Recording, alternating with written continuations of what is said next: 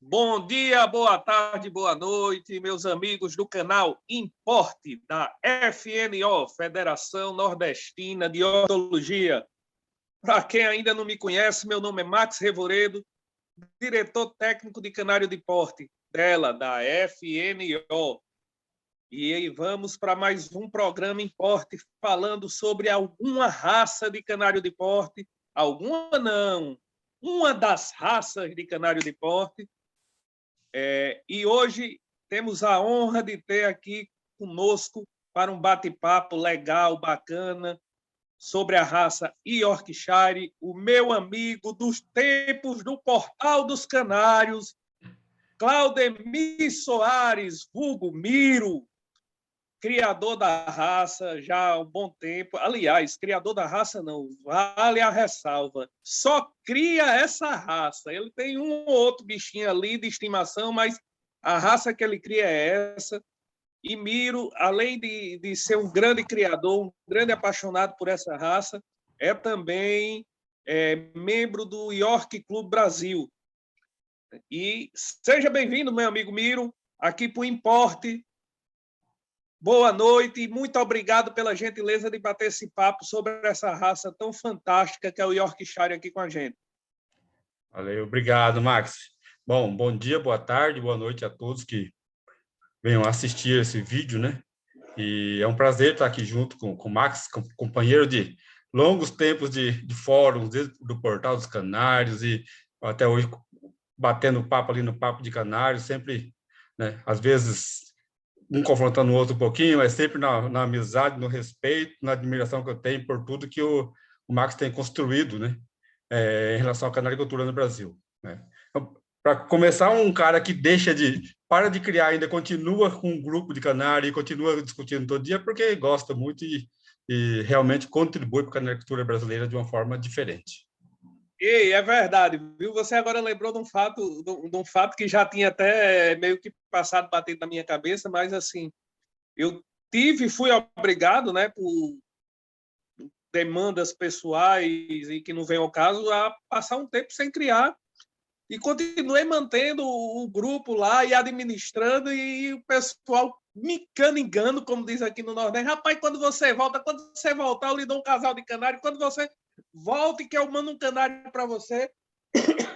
E eu não tenho dúvida de que, como a gente sabe que a gente que gosta da criação de canário, às vezes uma pausa por algum motivo a gente tem que dar, mas a gente dá aquela pausa com um aperto no coração e sempre querendo voltar.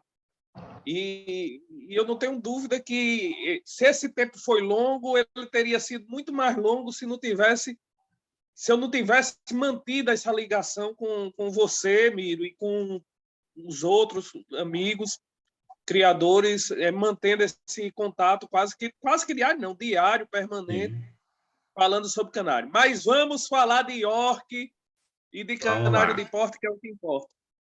Miro, me conta aqui pra gente como foi o começo da sua história com os canários. Como você começou a criar, como foi essa paixão à primeira vista. Conta aí um pouquinho sobre você. Beleza.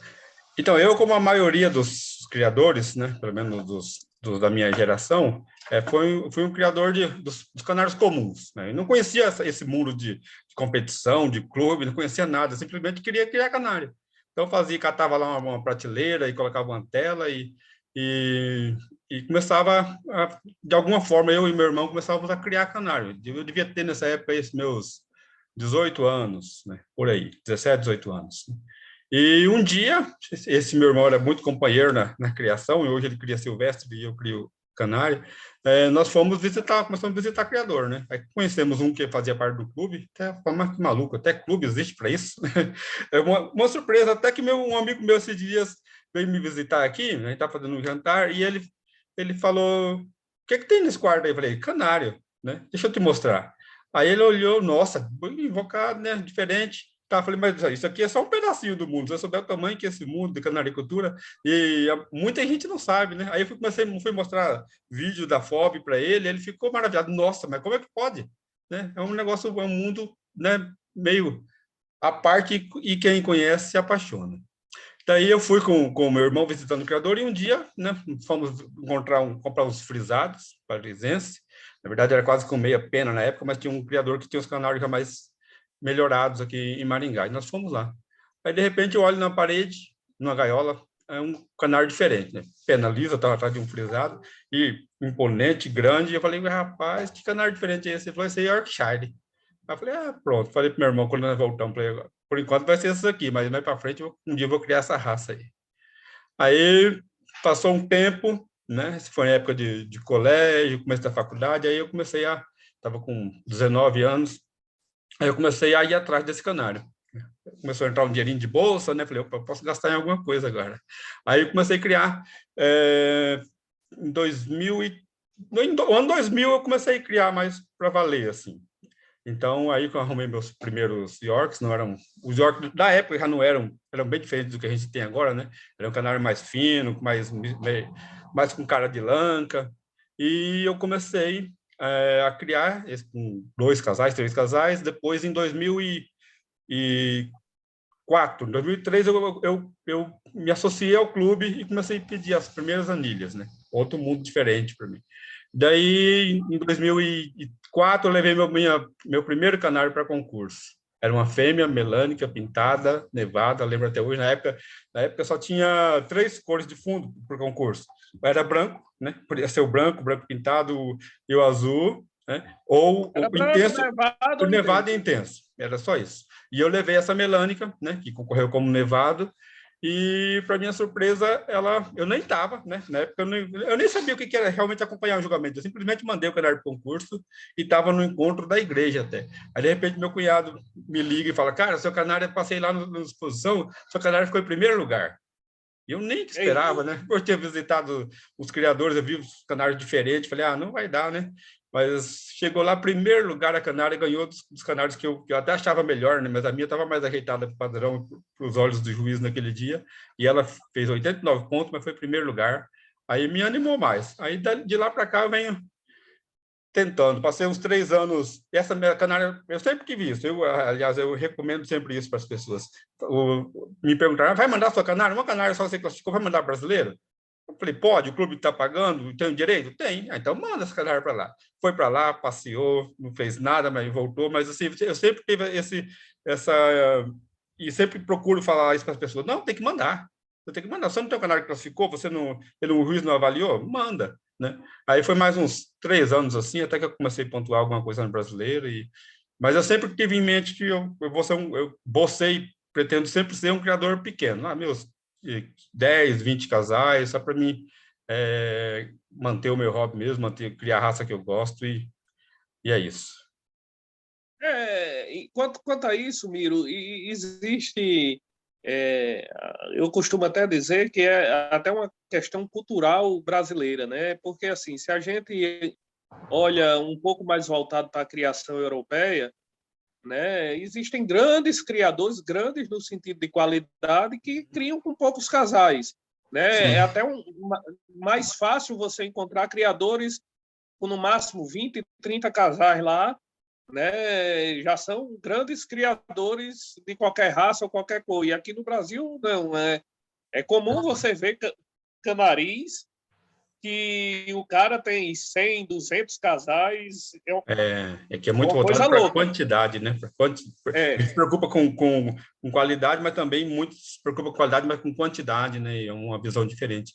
Na Europa agora parece que tem alguns criadores indo para esse lado, mas a maioria é isso que você falou, é meio que uma tradição familiar mesmo, né? Vai passando de pai para filho, sempre um criatório pequeno, com aquela quantidade de casal e com muito amor à raça, né? É isso que a gente busca aqui também.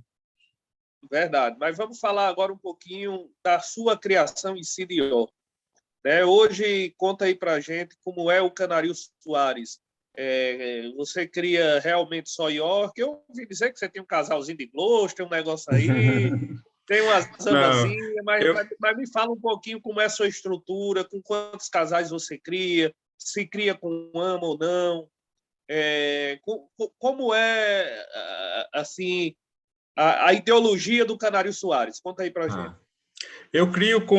Esse ano eu criei com 15 casais. Na verdade, no próximo ano vai até diminuir um pouco mais. E eu crio com ama, né? Costumo usar os canários comunzinho mesmo, como ama. Muitas vezes F1 com York, às vezes um York macho grande também acabo colocando com a ama, com a canária comum para criar. Aí esse ano eu peguei um casalzinho de topete alemão, porque eu pretendo usar algo que tenha dupla aptidão, né? Ao mesmo tempo que eu posso usar como ama, eu posso também, os de topete, um ou outro eu posso separar para concurso, né? Então, eu criei uns 15 filhotes desse casal, justamente para o ano que vem partir para usar eles também como ama.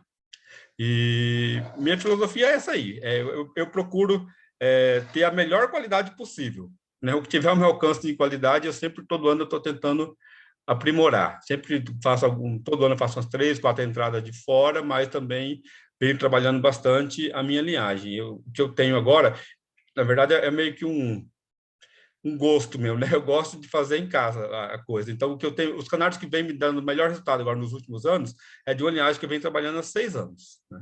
Peguei um canário em específico, até foi do Carlinhos Sorocaba na época, até foi um presente, olha só, um presente meio besta. Um dia, conversando com ele no Facebook, ele falou assim, cara, eu tenho um canário aqui, porque o melhor da criação é a amizade, né? Vamos falar a verdade. É verdade, é verdade. Isso aí não tem Aí preço, não. ele me falou assim, eu tenho um canário aqui, que eu trouxe de fora, importado e tal, e se ele passar de 20 filhotes, eu te dou um. Eu falei, tá bom, né? Tá. Achei que era brincadeira até. Aí fui na casa dele, eu, Fernando e Ricardo Sampaio, fomos lá. Aí ele pegou e eu fui para escolher. Falei, não vou chegar aqui e falar para o cara que eu comprar um canário que ele me prometeu, de repente está na brincadeira. Aí escolhi um e tal. Aí teve um que eu gostei bastante, mas ele tinha um pequeno cisto na asa. Aí eu peguei e falei, eu vou levar outro, Carlinhos. Tudo bem? Falei, tudo bem. Falei, só que agora esse que você gostou aí, que tinha um pequeno cisto na asa, vai ser o seu presente, que eu tinha te prometido. Você lembra? Eu falei, eu lembro, ué. Aí eu trouxe esse canário. E esse canário me deu a linha que eu tenho hoje. Aí depois que eu tenho esse gosto para trabalhar em endogamia. Aliás, não é o gosto. Eu acredito que isso funciona, dá um resultado mais rápido. E aí, passando, acho que 1 ano, 2 anos, acho que 2 anos, eu tirei filhos desse canário, e quando já era neto desse canário, que eu tinha, já tinha saído um canário bem interessante para o meu gosto, eu fui na casa do Fernando, e por sinal, esse canário que era do Carlinhos, estava com o Fernando, que o Fernando tinha recomeçado e catou aquele canário lá italiano para brincar, digamos assim, né? E eu fui lá e peguei uma filha desse canário, né, do mesmo canário que pai do primeiro canário que eu trouxe, e joguei no neto dele. Aí foi o que me deu os melhores resultados, e eu venho trabalhando nessa linhagem agora. Gosto muito de trabalhar com endogamia. Acho que tem seus riscos, mas tem muito sabendo aplicar, né? Acho que eu sei, aí eu estou tendo resultados interessantes, eu acho. Miro, você disse que esse ano não, né? Ano passado você criou com 15 casais. Para 15 casais de York, quantos casais de ama você fez? Eu procuro usar o dobro. Nem sei, esse ano eu trabalhei foram 25 de ama, né? Às vezes dá uma apertadinha ali, mas já é o suficiente, sabe? Mas eu mais segura o dobro de casal. Quanto mais ama você tiver, menos risco você tem de perder filhote, né? E essa redução que você vai fazer esse ano para adequar a sua logística pessoal? É isso. Eu criava no ano passado, em março, eu mudei de casa. Eu criava em um canarinho com um pouco mais de espaço e até eu tinha um pouco mais de tempo, digamos assim. Aí eu mudei para esse, eu tive que fazer... Lá era um local mais, digamos, mais adaptado, porém eu tinha iluminação natural, né? E eu tinha mais espaço, tinha espaço para mais 2 voadeiras que eu não tenho agora. Daí, mesmo assim, eu tentei manter o número de casal aqui, né? E aí, aqui, no meu novo canarinho aqui, eu tenho que usar iluminação LED, mas eu aproveitei também, coloquei esteira para facilitar a vida. Aí, só que eu percebi que a quantidade que eu tentei criar é muito para o espaço que eu tenho. Então, eu vou reduzir, né? Vou priorizar a qualidade, é claro, mas eu vou reduzir um pouco para me trabalhar com mais tranquilidade os canários. Para o pessoal que está conhecendo a raça e vendo aqui o programa, com 15 casais, que foi o que você criou ano passado e deve ter sido mais ou menos a média que você criou em 2020. Uhum.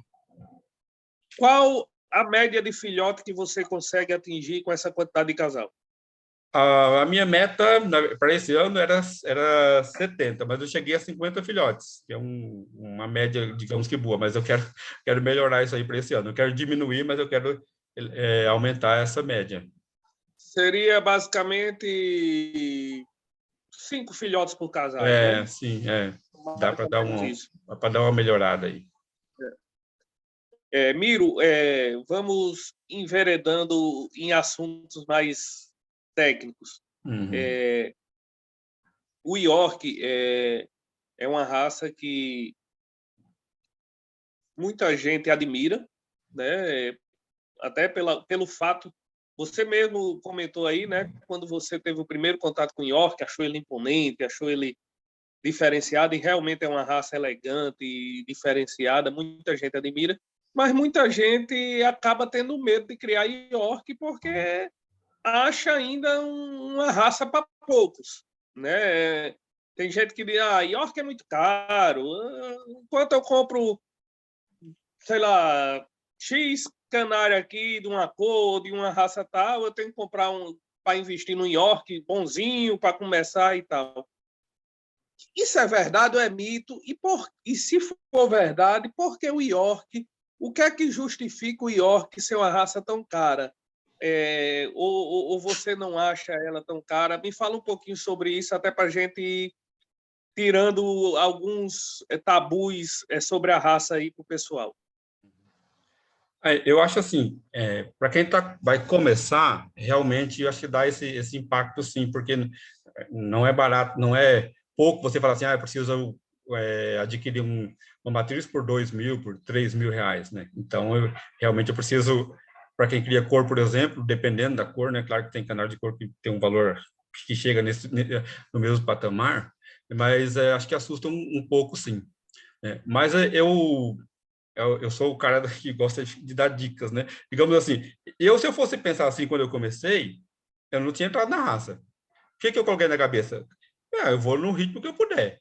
Não importa se o meu concorrente, ou dentro do clube ou fora do clube, tem aves melhores ou não, não importa se ele consegue. Na época tinha gente que tinha acesso já a importados. Não, eu vou começar a criar. E eu vou, à medida do possível, eu vou aumentando. Tanto é que no começo eu fazia isso aí mesmo, eu vendia 10, né, dos meus para comprar um, dois, né, de fora. Fez parte, mas por isso que como eu falei no começo, eu levei lá 5, 6 anos para ter resultado no brasileiro, porque eu estava com isso na cabeça. Eu vou criar porque eu gosto, é a raça que eu quero e eu vou aos poucos aqui. Eu não vou ficar me comparando com os outros, não, até porque eu sempre tive essa pretensão, assim, esse objetivo.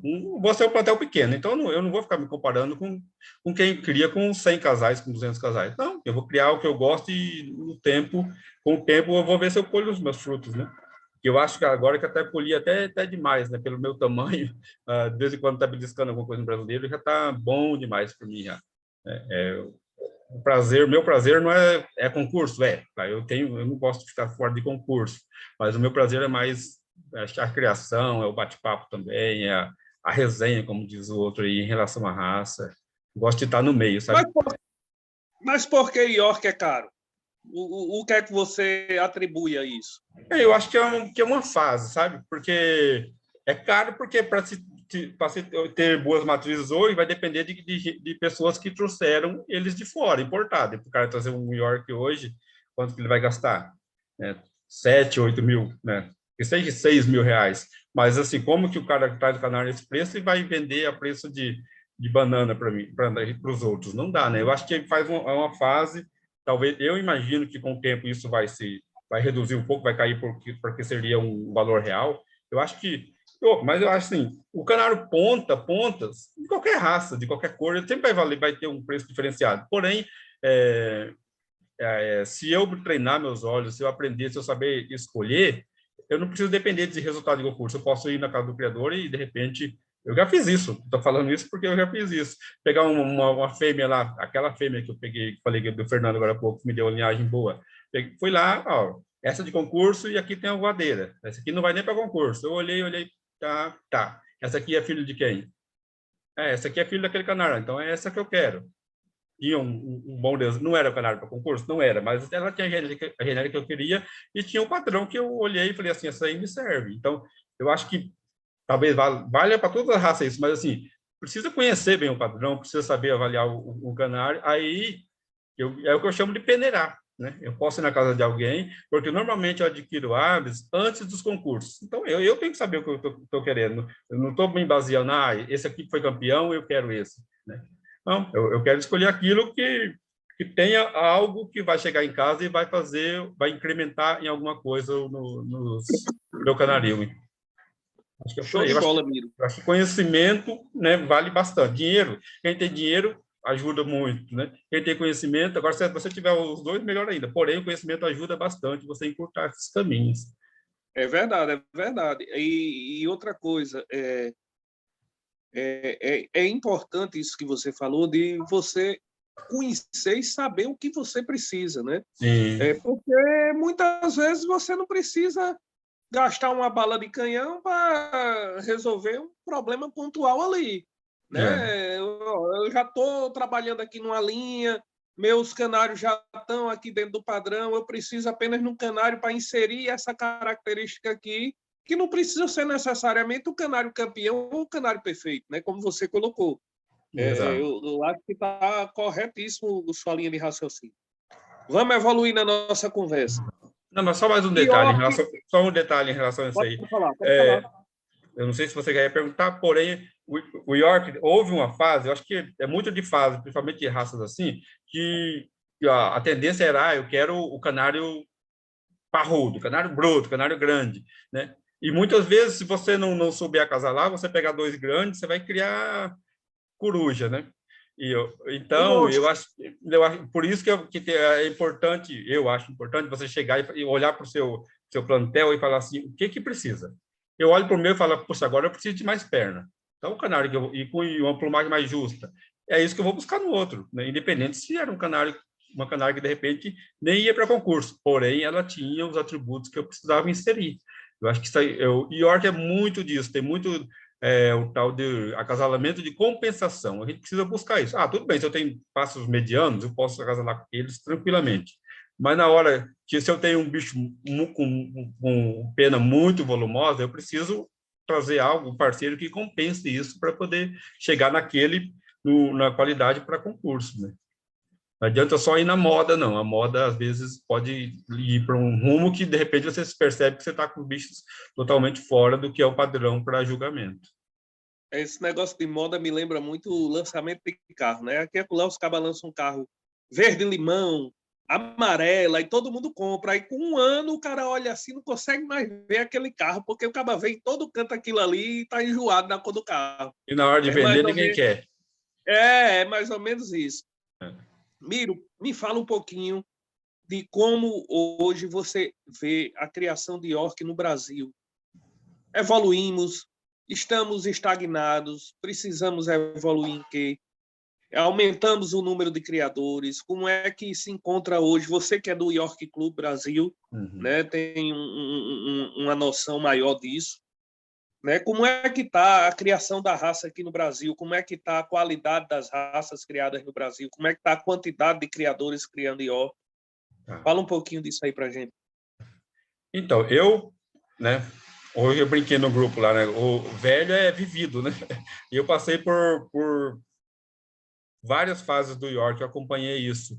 Eu sou de uma época que quando chegou os primeiros canários mais puros aqui, mais dentro do padrão, o povo não gostava. Falava assim, não, mas é bonito, a plumagem é boa, mas eu preciso aumentar o tamanho. Vamos jogar no... Desculpa lhe interromper. Isso é mais ou menos em que época? Isso é no ano 2000. Final da década de 90, ano 2000 ainda era assim, até 2005 ainda era assim. O povo queria canário grande. Quando eu fiz essa minha primeira canária aí, que foi em primeiro lugar, ela era uma canária mediana. Os meus concorrentes do meu clube eu fui lá, vi um canário dele, eu falei, coisa mais linda, era enorme, porém era plumagem solta, né? Mas é o que o pessoal fazia na época, e até eu, às vezes, na época, como todo mundo fazia daquele jeito, eu até acreditava nisso. Eles iam para a questão do vamos colocar com lanca e vamos aumentar. Aí tinha até criador, na época, né? Agora não dá para ser mais assim. Que na época do concurso que decidia se os canários sem topete eles iam como Lanka ou como York, né? Agora, voltando à sua pergunta, evoluiu muito e evoluiu rápido, né?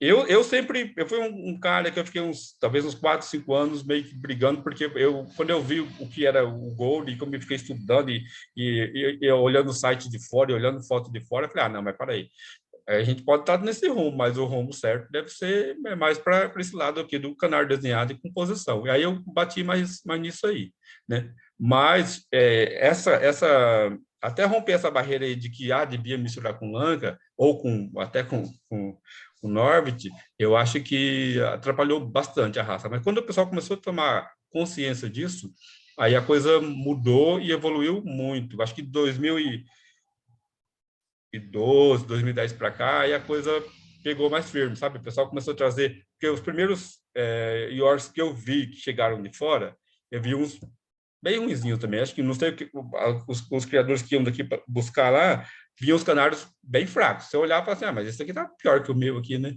Mas teve 2008, 2010 para cá, o povo começou a trazer bichos de qualidade, né? Não quero citar o nome de quem trazia, porém, eram bichos diferenciados. Aí esses bichos começaram a mudar o conceito do que era York.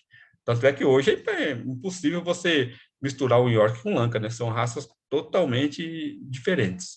E aí, com essa injeção, com essa entrada de sangue diferente aí, né, muito da Itália, alguns do sangue inglês, fizeram essa evolução brusca que eu vejo aí. Hoje, eu digo que hoje, os canários nossos, né, pelo menos uma boa parte deles, A câmera desligou, amigo. vou ligar. Seu áudio. Eu bati no fio aqui. Tá. Os juízes ingleses, italianos que vieram julgar no York Show, por exemplo, falam, não, vocês têm canários aqui? Não. A gente tem quantidade, mas vocês têm canários aqui? Não são muitos, né? Mas tem canários aqui a nível de disputar lá fora do mesmo nível, né? Da qualidade que estão os canários, né?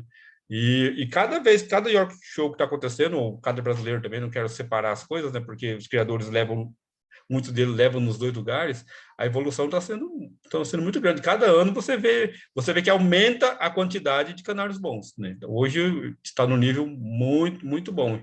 Eu acho que e ainda tem o que caminhar, e tem entrando bastante gente nova, como você perguntou no começo, né? Tem muita gente nova e interessada, e com o diferencial de quando eu comecei. Quando eu comecei, eu tinha que simplesmente correr atrás por conta, né?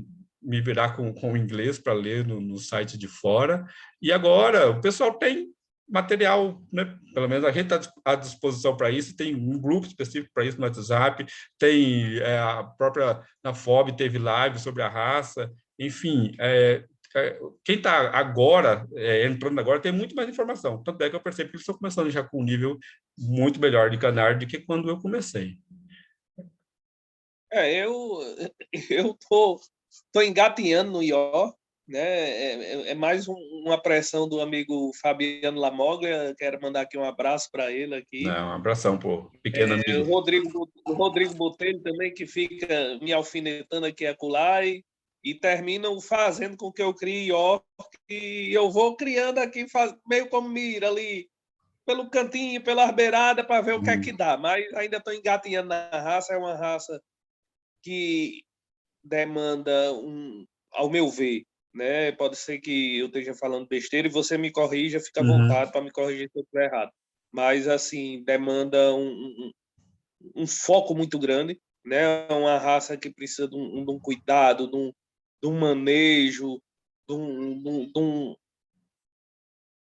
eu diria realmente de um foco. Eu acho que se você quer se dar bem em qualquer que seja a raça, mas o York, mais do que algumas, ele precisa realmente que você se dedique. Pronto, encontrei o termo certo. Se dedique realmente de coração a ela e para que você consiga chegar ao intuito desejado. Você, na sua fala, não vou separar as coisas de brasileiro, de não sei o que, tal. Mas a gente sabe que existe o York Clube, né? Que ele é um clube, inclusive fica aqui o abraço aqui para o amigo Paulo Viana, que é o presidente do York Clube. né? E para todos os membros do York Club, eu não vou cometer a gafe de começar a querer citar nomes aqui para esquecer ninguém. E a gente sabe que o York Club é um clube precursor aqui no Brasil, de clube especializado em raça de canário, né? E muitas vezes até chegou ao ponto de remar contra a maré de algumas coisas por acreditar no que deveria se seguir de acordo com os preceitos da origem da raça, do padrão nato da raça, do país que originou a raça. E essa semana, no nosso grupo lá, até surgiu um pouco desse assunto, e sem querer polemizar, mas até para o pessoal ter conhecimento, porque da mesma forma que acontece com a raça York, acontece também com o Gloucester lá fora. Existe uma corrente que se intitula, não é que se intitula, mas, digamos assim, uma corrente que cria Gloucester para julgamento nos critérios da CON, né? Existe uma corrente que cria Gloucester para julgamento no critério GBA, que é uma instituição fundada lá, tradicional, inglesa. York, a gente sabe que lá fora, né, pelos clubes especializados da raça, existem algumas diferenças no julgamento de acordo com o julgamento que seria feito no padrão com o OBJO, digamos assim.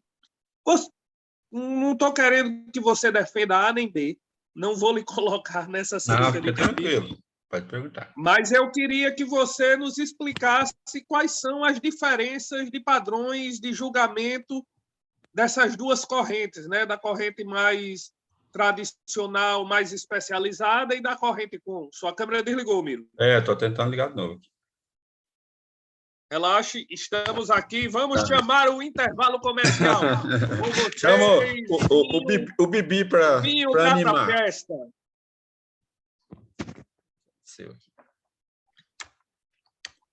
Relaxa aí que já você coloca aí e responde.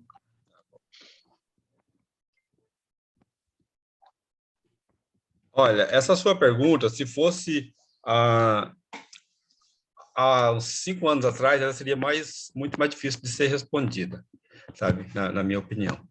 Mas, porque agora eu já não vejo mais tanta diferença. Mas, realmente, a posição do York Club, eu tive a graça de estar desde o começo, sou um dos fundadores. Na época, a gente resolveu, né, o clube acabou realmente se posicionando de uma forma, como você está falando, assim, nós seguimos praticamente o modelo do clube inglês, até porque para trazer o York Club para cá, eu vou retirar essa câmera e ligar a outra. Fica à vontade.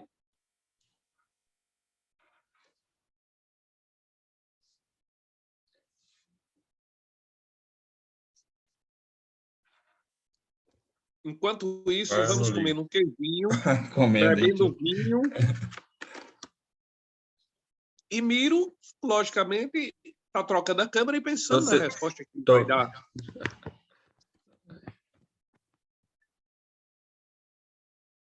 Ele está dando sinal de ligar e não está ligando a câmera.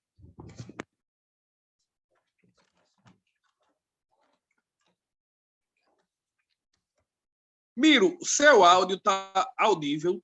Tá. Certo? Então, vamos lá. O pessoal já lhe conheceu, viu que você não é nenhum Gianecchini. Então, assim, se você conseguir ligar a câmera, ótimo. Mas vamos continuando sem câmera mesmo. Né? Como diria Faustão, quem sabe faz ao vivo e vamos embora. Vamos embora.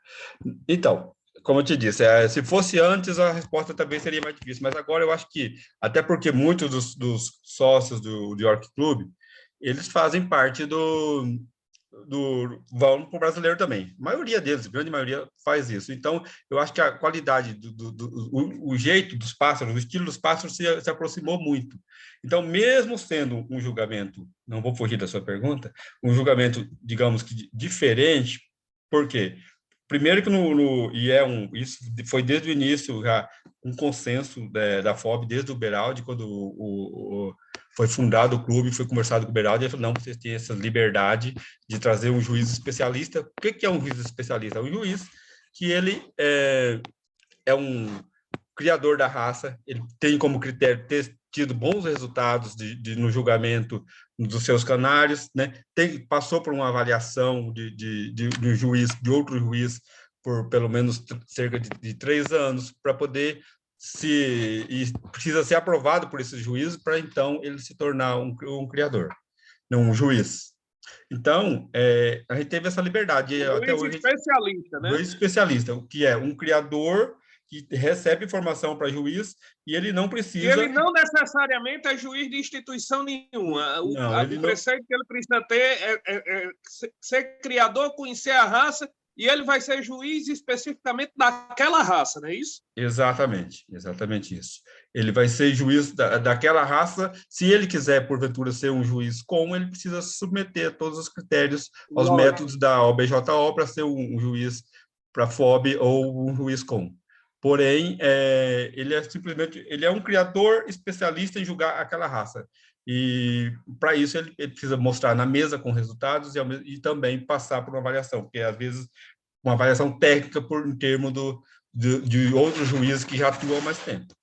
Então, basicamente isso. Essa é a diferença. Outra diferença, que é mais amena, que agora que existia tanto antes, é que nos pássaros corados, chantinados, era exigido, né, pela FOB, é exigido que ele seja perfeitamente corado, né? E a gente tem que seguir isso. E no York Club, não. Não importa se o canário está todo amarelo, se ele tem mancha em vermelho, se ele está vermelho com mancha amarela, o juiz simplesmente julga o padrão independente de como está a cor da plumagem dele. Ele avalia a plumagem, o padrão, porém ele não fica preso na questão da cantachantina. No mais, a outra diferença é que no York Show não há pontuação. Não existe o Canará 90 pontos, 92, 93, 94. Simplesmente, dos 30 que forem para a mesa para ser julgado, desses 30, ele vai escolher os 7 melhores e esses 7 vão ser colocados em ordem na bancada e está fechada a mesa do primeiro ao sétimo, independente da pontuação, que é diferente do brasileiro, que os pássaros, né, recebem uma pontuação, né, e às vezes atinge, o mesmo que vão no New York Show, chega no brasileiro, atinge 93, 94 pontos. Então, é uma diferença... o brasileiro já é comparativo, porém é atribuído pontos. E no New York Show, não. É simplesmente do primeiro ao quinto pássaro, do melhor para o menos pior, digamos, até o sétimo, né? Fora os outros que vão descendo da mesa. Então, no York Show não existe planilha. Não existe planilha. É só o olho do juiz. Só o olho do juiz. É claro que ele segue o padrão inglês, que é o mesmo padrão com. Então, ele segue a questão da pontuação na cabeça dele. Porém, não é planilhado e nem dado pontuação. Perfeito, perfeito. E com relação às classes são as mesmas dos julgamentos? Voltou! Voltei.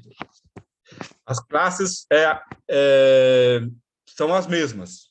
São as mesmas do lipo pintado, do melânico pintado e do 100%. A única pequena diferença é que nós não somos tão rígidos quanto a isso. Se o canário foi escrito como lipo, ele tem uma pequena mancha grisalha ali, tudo bem, onde ele foi colocado, ele vai concorrer como lipo e acabou. Se é um 100% melânico que tem uma peninha amarela, tudo bem também. Não tem aquela rigidez de ficar procurando... Né, não vai ser desclassificado não vai ser desclassificado por isso, vai concorrer no mesmo pé de igualdade. Outra coisa, Miro, você tocou aí no assunto da questão do caroteno, né, de carotenar as aves. O York é uma das raças que a gente sabe que é permitido a coloração artificial nela. Existe alguma vantagem, existe um porquê de se carofilar, carotenar? Fale como não, queira. Isso é uma questão que eu nunca vi consenso, né? Quando a gente levanta esse tema, às vezes no grupo, sempre alguns falam que vem vantagem, outros acham que não tem vantagem alguma, né? A impressão que dá para mim é que o pássaro com a cor avermelhada, ele acaba por ser uma cor mais quente, acaba chamando mais atenção, né? Eu digo isso em tudo, até para venda, porque eu já adquiri pássaros vermelhos, né, que me pareciam ser muito melhores que os meus. Quando ele faz a muda de penas, fala, pô, acabou o canário é igual ao meu, entendeu? Não, eu acho que dá esse efeito de visão, digamos assim, ótimo. Né? Tem alguma questão cultural, assim? Porque outro dia, conversando com o Lamoglia, falando sobre uma outra raça em questão, no caso, o Noros, e ele disse, Max, nos primórdios, o Noros era basicamente um canário alaranjado. Né? E aí depois foi tendo as variações de classes e tal. O York nos primórdios era um canário chantinado, alaranjado, e se privilegiava isso, ou isso no York não houve isso durante a história do York, você sabe dizer? Não, até onde eu sei, ele era simplesmente se criou esse hábito de chantinar na Europa, em primeiro, né? Em função, relacionava muito com a questão de visão, né? Tem veterinário que fala que a chantina em si não levaria tanto efeito, porém, acho que tem muito da cultura, eu acho, até da adesão dos criadores, eu penso assim. Porque no Brasil, quando eu comecei a criar, não era só, todos levavam o canário sem chantinar. Mas acho que lá para 2010, um pouco, 12 por aí, alguns criadores começaram a chantinar, né? E aí, quando alguns criadores mais grandes, né, o Carlinhos começou a chantinar, o Fernando Santos chantinou, aí animou um pouco mais o pessoal a chantinar. Aí, quando você vê os canários diferentes, né, aí acabou animando, né, e agora a adesão é bem alta. São poucos criadores que não chantinam, bem poucos. A maioria acaba levando... corre-se até o risco de, na hora de estar na mesa, você saber de quem que é o pássaro, porque aqueles que não chantinam, você começa a perceber ali na mesa, né? Mas a tendência, a grande maioria está chantinando e está gostando e está mantendo. Quando eu comecei, eu também... Ciro, uma outra pergunta. Oi? Pode falar. Não, pode falar, pode completar. Tá. Não, quando começaram a chantinar, eu resisti por uns 2 anos. Aí eu pensava na dificuldade, pensava em tudo, não gostava dos bichos, né, dos verdes, né, que agora ficam vermelhos. Mas aí eu falei, vou tentar um ano, aí eu gostei, aí eu acabo usando sempre agora. Tirei aquele preconceito de que Hoje não você que era chantina suas complicado. aves. Eu chantino minhas aves, chantino. Só o ano passado que eu deixei um sem chantinar o ano passado, um verde, porque meu filho falou, eu tenho a mania, né, de pôr nome nos canários, por brincadeira, até porque eu crio pouco, fica fácil, né? Então, aqueles que eu vejo para ficar em casa, eu coloco o nome. E aí eu tinha posto Conan em um, né? O primeiro com o nome é Rômulo e Rêmulo. Eram 2 irmãos, tem histórias por isso, não é à toa, não. O Rômulo e Rêmulo são os fundadores. Tem um que eu botei o nome, né? O egoísta. É, esse aí depois ele ganhou um outro nome, já te conto. Mas Rômulo e Rêmulo são fundadores de Roma, né? E foram criados por uma loba, segundo a lenda, né? Mamaram na loba, né? Isma, Marna Loba. E aí, me perdoe o meu amigo Sandro, mas eu vou contar a história aqui. Ele é aqui do meu clube, meu amigo irmão, sabe? Sabe aquele cara que você pode contar? Que de repente um irmão você não pode contar, mas o cara faz? Eu tenho esse amigo aqui, graças a Deus. E teve um ano que eu... É o Sandro Cassiano? Sandro Ribeiro, aqui de Paysandu, Ah, aqui do nosso clube. E a gente tem uma amizade muito, muito forte, muito sincera. Aí teve um ano que eu comecei a viajar muito, e eu falei, Sandro, eu vou parar. Aí tem 2 tipos de amigos, né, nesse mundo aí. Quando eu falei no pessoal que eu ia parar, aí alguns vieram e falaram assim, tá bom, vai parar, deixa eu escolher aqui, já queria os melhores e tudo, por um preço baixo, porque o cara tá desesperado para parar. Aí eu falei, cara, vou conversar. Eu falei com o Sandro, aí o Sandro falou assim, não faz isso não, traz aqui para casa. Aí eu falei, putz, né, quem faria isso? Ele falou, me escolhe os seus melhores casais aí, leva para casa, eu crio e não quero nem um filhote. Não quero nem um filhote, e depois, quando você se organizar, você volta. E eu mandei esse canário para lá. Então, Romulo e Hamler, porque os dois nasceram lá na casa do Sandro, né? Eles não foram criados por mim. E depois voltaram, na época, deu uns 2 melhores canários que eu já tinha tido até então, né? Criado por outro. Aí, no outro ano, eu me organizei, voltei a criar e trouxe os canários. Aí, continuei criando e usei o remo por um ano. No outro ano, eu passei para o Sandro e até hoje ele tem sangue desse canário lá. Mas aí, voltando ao outro que se chamou de egoísta, né? O ano passado ele tinha um canário verde, porque meu filho, ano passado, o tema era DC, né? Era super-heróis. Aí o meu filho falou assim, não, mas tem que ter um arqueiro verde. Aí eu falei, vai dar trabalho isso aí. Aí eu esperei nascer o último filhote, deixei totalmente sem xantina, e peguei esse filhote e deixei junto com os brancos e deixei ele verde até agora. Agora ele vai se tornar, vou xantinar também. Então ele foi o arqueiro verde em função do pedido do meu filho. É que eu tento também motivar ele a gostar, a fazer parte ali, né? Ele está com 11 anos agora, quem sabe ele pega o gosto se ele quiser, né? Ele está livre para isso, quem sabe ele pega o gosto Rapaz, para canário. o meu aqui tá com 18 anos. Só vai no canarinho porque ganha R$ 100 para trocar a água dos canários todo dia. Senão não ia. Tratador, cara, hein? Vamos ver o meu, como é que vai ficar. Rapaz, deixa eu te perguntar uma coisa. A gente sabe que o York, né, tem várias rúbricas no standard da raça, mas é uma das raças que, como é que a gente pode dizer, tem rúbricas que são mais importantes, né, que chamam mais atenção. E no York, a gente sabe que é a plumagem e a posição. Sim. Né? Como fala um pouco para a gente, Miro, tenta explicar para o criador que não conhece ainda a raça, que está tentando criar, que gosta da raça, mas não teve aquele incentivo ainda, ou mesmo aquele que está começando agora, a importância dessas duas rúbricas e como isso se reflete no resultado do final do canário, e por que elas são tão importantes para a raça. O York, acima de tudo, é um canário que precisa ser elegante. O que é elegante? É alguém, né, como um soldado inglês, digamos assim, que ele tem postura. São pessoas ou coisas diferentes de eu e de você, né? Exatamente. Aliás, tem pouco na canaricultura elegante, né? Mas é alguém que se porta, né, com postura e bem vestido. Então, a posição é a postura. Ele tem que estar ereto no puleiro, ele tem que estar se exibindo e tem que estar com aquele, alguns dizem assim, com um tom de arrogância, tipo assim, não sei se tem muita gente me olhando, mas eu vou ficar aqui na minha posição e me exibir.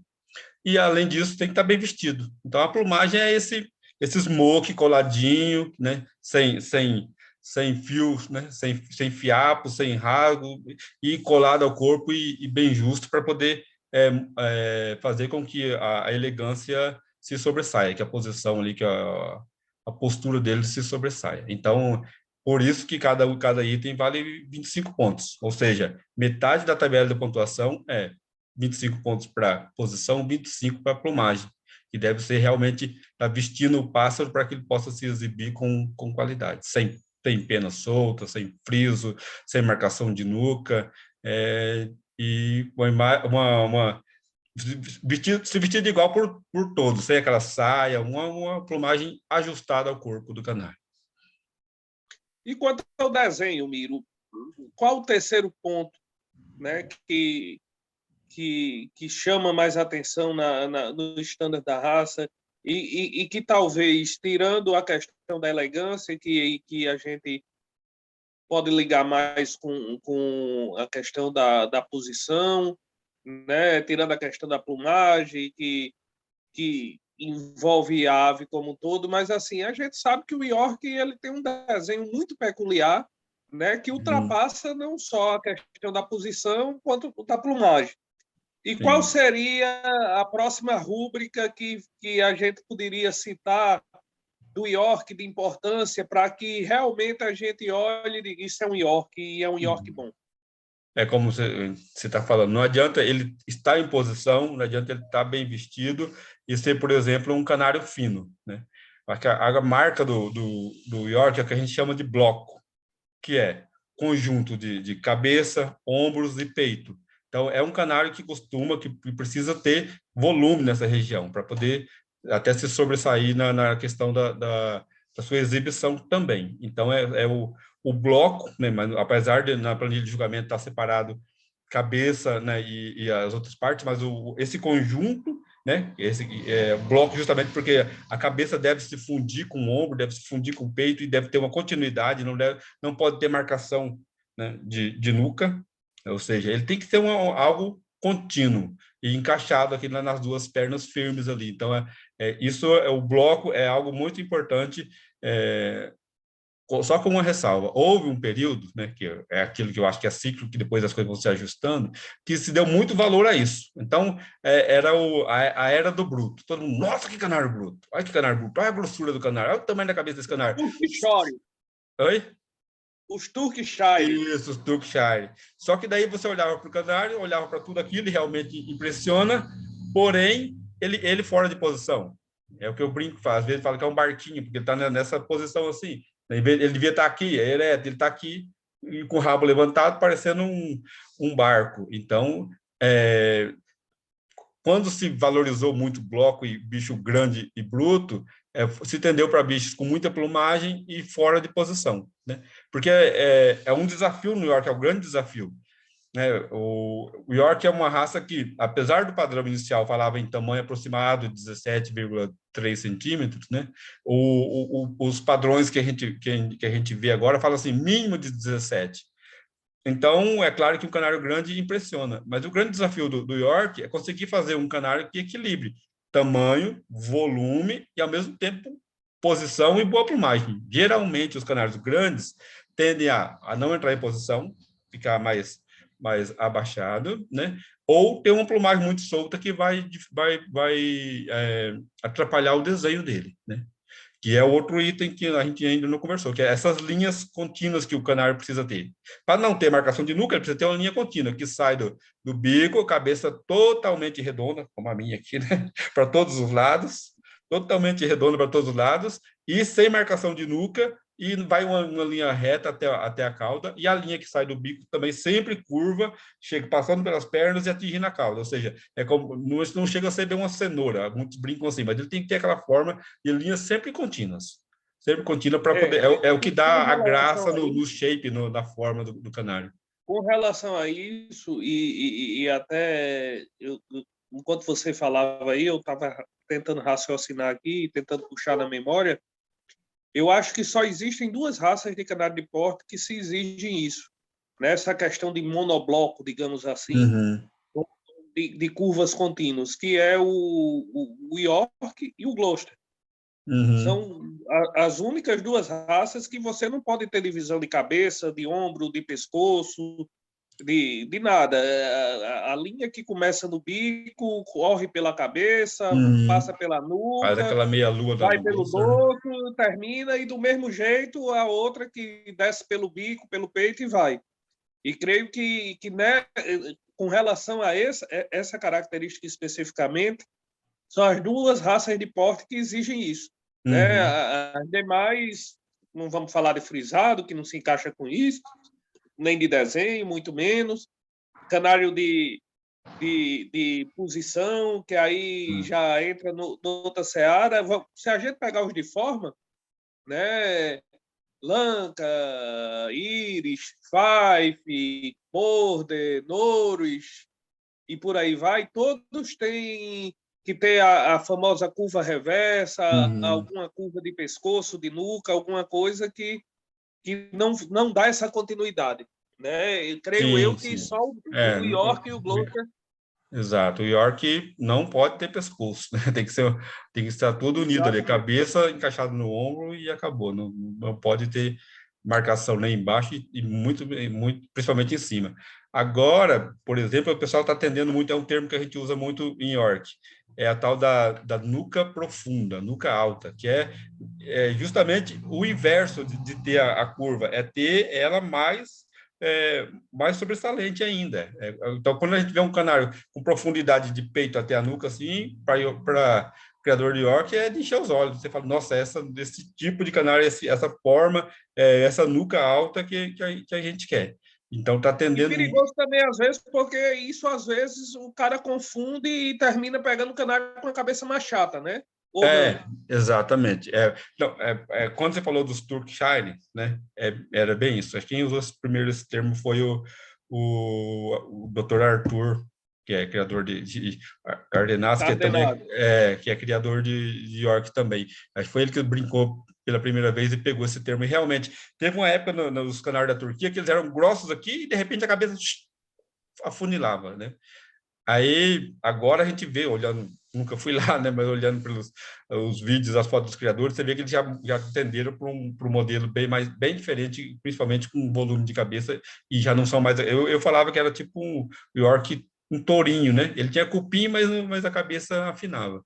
E agora eles já tomaram outro rumo, foram os juízes ingleses e italianos para lá julgar e acabou padronizando mais. Eles estavam quase que indo para uma raça diferente do que é o York, né?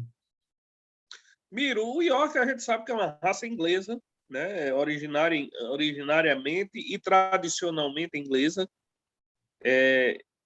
Mas hoje os melhores Yorks estão na Inglaterra, né? Tem até uma brincadeira que às vezes eu vejo lá no grupo, York inglês, York Uhum. italiano, e tem diferença de padrão. Como é isso? Como é que você analisa isso? Então, bom, eu estou aqui como miro, né? Minha opinião pessoal. Não, é sua. Assim, Você não é eu juiz, você sei, não é presidente sim, de nada, você nada, é eu criador. sou criador. Então, eu vejo assim, houve um período que se buscou canário inglês, né? Atualmente entra muito canário italiano. Na minha linha, praticamente, os canários é descendente de canário italiano. E eu penso assim, não tem canário inglês, italiano, paraguaio, o brasileiro, tem canário bom. Eu acho que se o canário for bom, é o que importa. Eu não me preocupo muito de onde que ele veio, não, de onde que é o sangue dele, não. Né? Mas eu também não vou fugir da sua pergunta. Se fosse olhar agora, eu acho que os italianos estão com os canários mais dentro do que a gente espera como padrão do que os ingleses. É, eu vejo assim, na Inglaterra, pelo que eu acompanho, eles houve que uma certa divisão, né? Existe aquele criador mais clássico que fala um modelo é esse aqui, o Golden baseado em um desenho, que eu acho isso uma injustiça, e houve criadores que se destacaram, inclusive que é considerado o maior criador em qualidade de York, Oliver Queen da Inglaterra. Ele tinha pássaros bem diferentes do que o pessoal mais gosta lá. Era um canário mais volumoso, é canário do jeito que o brasileiro gosta, né? Mais volumoso, com mais cabeça, sempre com posição boa. Eram canários diferenciados. Tanto é que eles têm um de 2012, o canário dele que roda nas redes aí, e que até hoje é referência para a grande maioria dos criadores, porque é um canário diferenciado, um canário grande, robusto, mas com posição, com elegância. Mas, assim, se for para responder hoje, acredito que, no meu gosto, pelo que eu vejo, Itália está forte, Turquia está subindo, está nivelando de novo ali, né? E os ingleses, claro, a gente não pode, como é o berço da raça, a gente não pode menosprezar também, né? Mas eu acho que agora no período. E agora o Brasil está, segundo o Luiz Fernando, né? O Mega Azul aí, ele acha que o Brasil já está entre os cinco do mundo. Então, né, vamos pôr o Brasil também no par aí. Luiz Fernando, como todo bom carioca, é exagerado, né? É exagerado. Ou ele quer, ou ele não quer desanimar os amigos de clube, né? Vou animar. A pessoa fala, gente, vocês ainda estão lá de décimo para baixo, aí desanima, né? Tem que dar uma esperança. Miro, deixa eu te perguntar. Uma outra característica da raça, né, que a gente percebe é que é uma raça que demanda um treinamento para concurso, Uhum. né? O uso da famosa gaiola túnel e tal. E ao seu ver, como criador, como você prepara suas aves para concurso? Existe uma época ideal para começar a colocar elas na túnel? Ela deve permanecer, a partir do momento que você coloca na túnel, ela deve permanecer quanto tempo? Deve se ser uma coisa mista, um tempo na túnel, voltar para uma gaiola normal. Como é esse treinamento do York para concurso? O que é que você pode falar a respeito disso? Uhum. Eu penso assim, treinamento, bom, qualidade não tem nem que ver, o pássaro tem que ser bom, um bom York, quando ele pula do ninho ali, uns 3 dias depois ele já está em posição e você já vê que ele carrega na genética isso, né? Outro ponto importante, ele precisa ser dócil, e tem linhagens que são mais dóceis, você vê que às vezes você vê o canário na voadeira ainda e você coloca a mão na orelha da gaiola e ele fica tranquilo, né?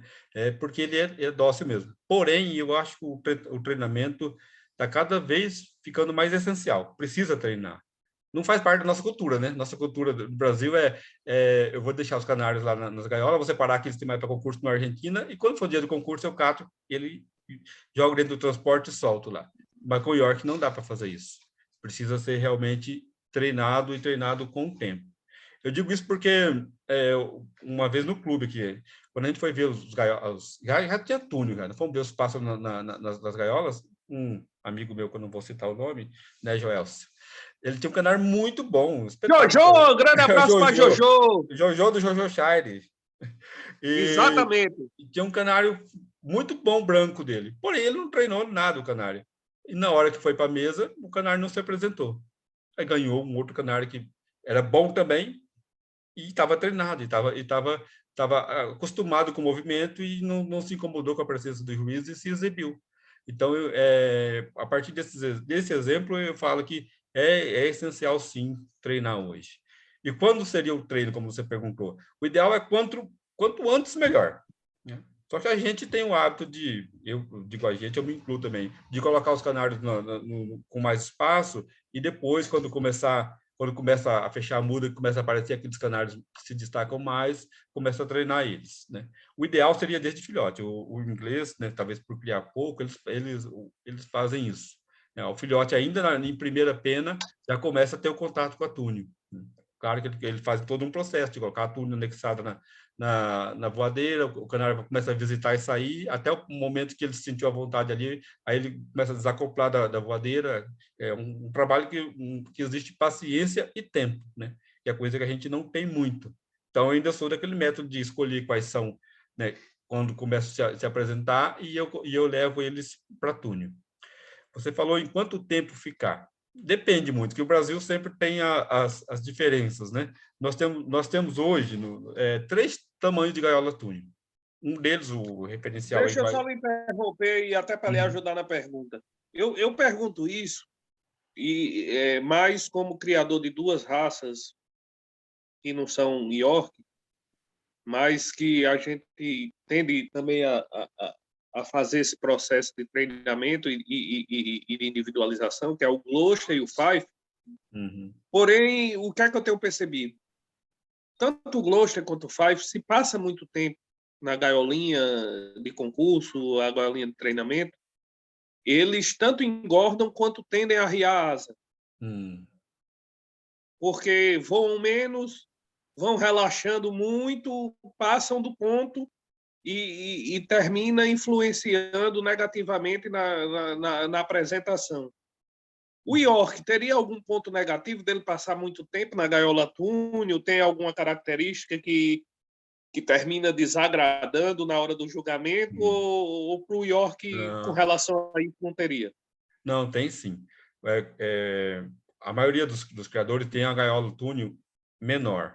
E essa gaiola túnel que a gente tem aqui, que às vezes podem achar pequena, ainda é maior do que a padrão. A padrão oficial lá da Inglaterra e também que usam na Itália, ela é menor ainda, sabe?